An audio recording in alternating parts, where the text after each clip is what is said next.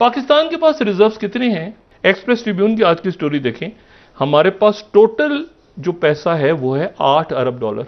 यानी आप इस बात से अंदाजा लगाएं कि कंपेयर कर लें अगर इंडिया से, तो इंडिया के पास $599 अरब और आपके पास $8 अरब। गाइस, अगर मैं बात करूं इंडिया की फॉरेक्स रिजर्व की, एक हफ्ते में $14.72 बिलियन का इजाफा हुआ है। अब इंडिया का फॉरेक्स रिजर्व $554.72 बिलियन का हो गया है। बहुत सारे लोग प्रेडिक्ट कर रहे हैं कि पाकिस्तान बैंकरप्सी के आलम पर है। जिस मुल्क के रिजर्व सिर्फ $8 अरब हो इस वक्त, और साल भर में हमें $34 अरब की जरूरत है।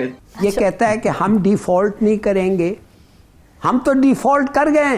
पाकिस्तान के हारून साहब, जब इस किस्म की सूरत हाल होती है तो ये भी बात होती है कि पाकिस्तान दिफाई लिहाज से कितना मजबूत है। अगर इंडिया इस किस्म की कोई और टेंशन क्रिएट करता है, असलहे की सूरत हाल क्या पाकिस्तान में, किस किस्म का असला इस्तेमाल हो रहा है?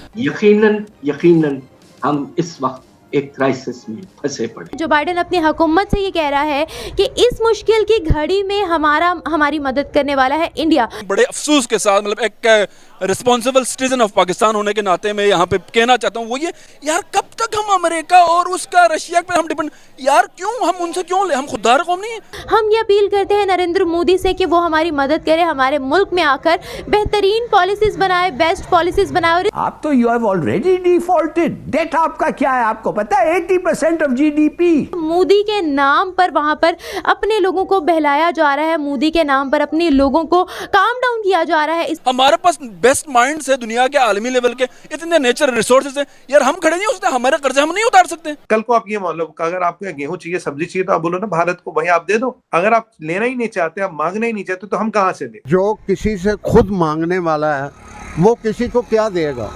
इंडिया की बात करें। हाँ जी, इंडिया की बात कर रहा हूँ कि मोदी क्या दे सकता है अमेरिका को? कुछ भी नहीं। आज से पहले कभी ऐसा नहीं हुआ था कि हमारे किसी सियासतदान की वजह से भारत में शादियाने बजाई गई हो। लेकिन मुबारक हो इमरान खान, मुबारक हो, ये सेहरा भी तुम्हारे सर आ गया।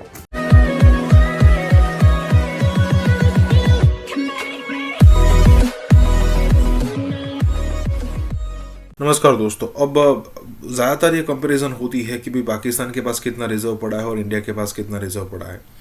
देखिए, पहले सिचुएशन ये हुआ करती थी कि पाकिस्तान और इंडिया के रिजर्व में फ़र्क हुआ करता था, लेकिन पाकिस्तान के पास उतना तो रिजर्व होता था कि भाई वो कुछ ना कुछ एक्सपेरिमेंट कर लेता था इंडिया पर।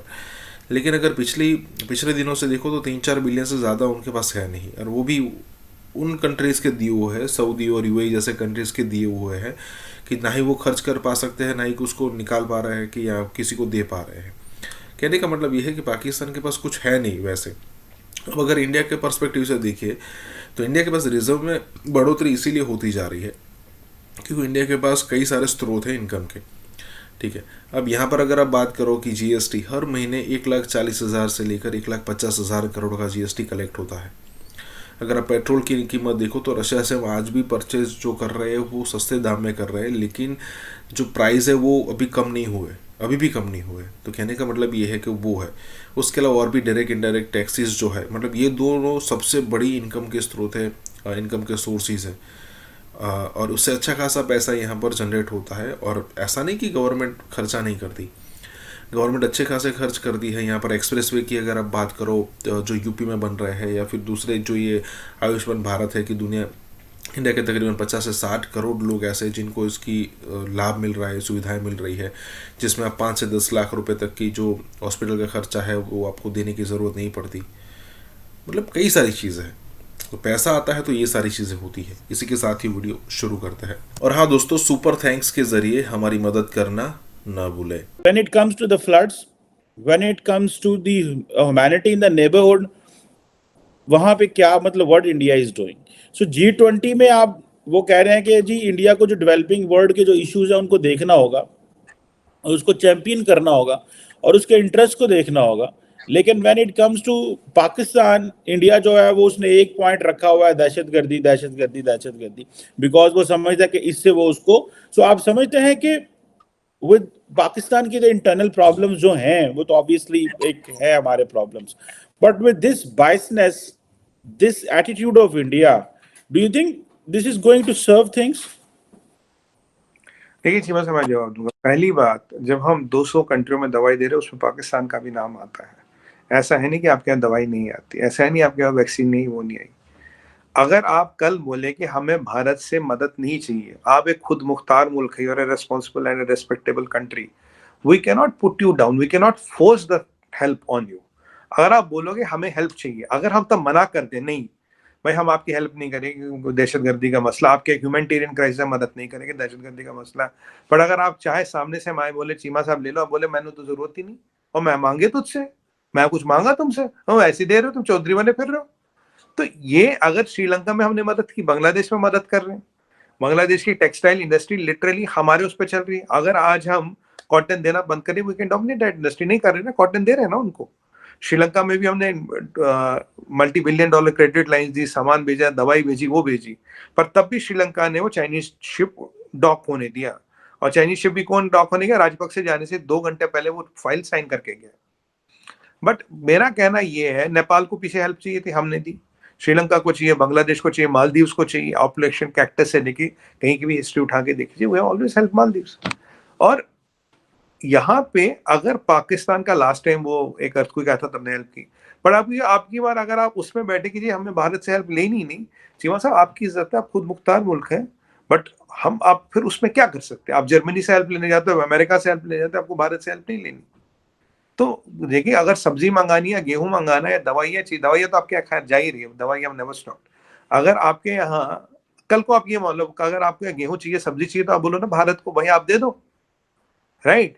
अगर आप लेना ही नहीं चाहते, आप मांगना ही नहीं चाहते, तो हम कहाँ से दें?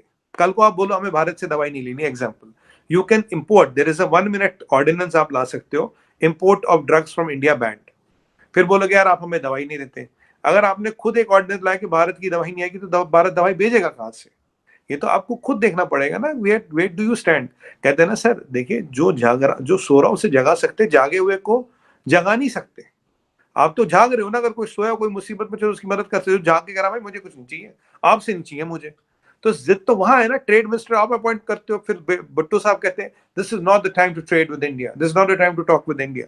तो ये जो वहाँ पॉलिसी में ये जो ट्विस्ट एंड टर्न्स होते हैं, which happen here and then, we really don't know what where you are heading to. We are worried honestly, यहाँ पे जो हल्कों में कहीं ना कहीं बात है, we are worried where Pakistan is heading to. Sir आप चाइना के भरोसे तो नहीं रह सकते ना।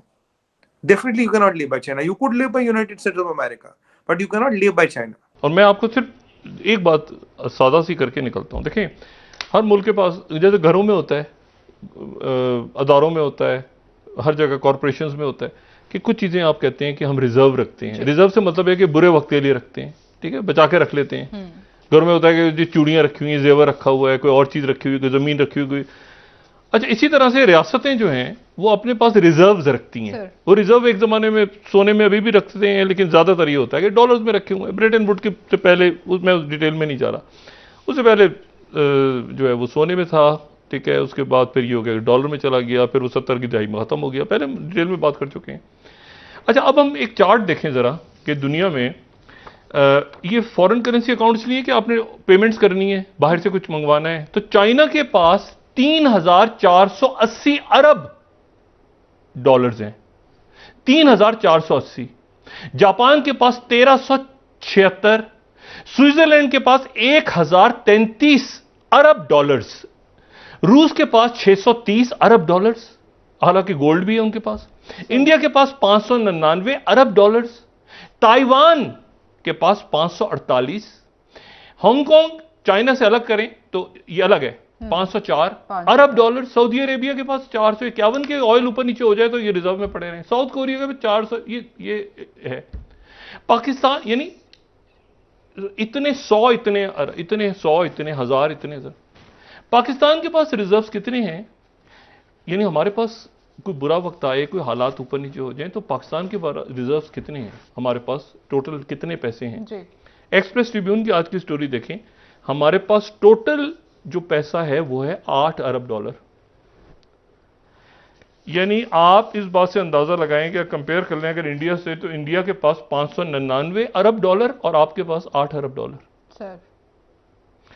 इस इकोनॉमी को कौन ठीक करेगा?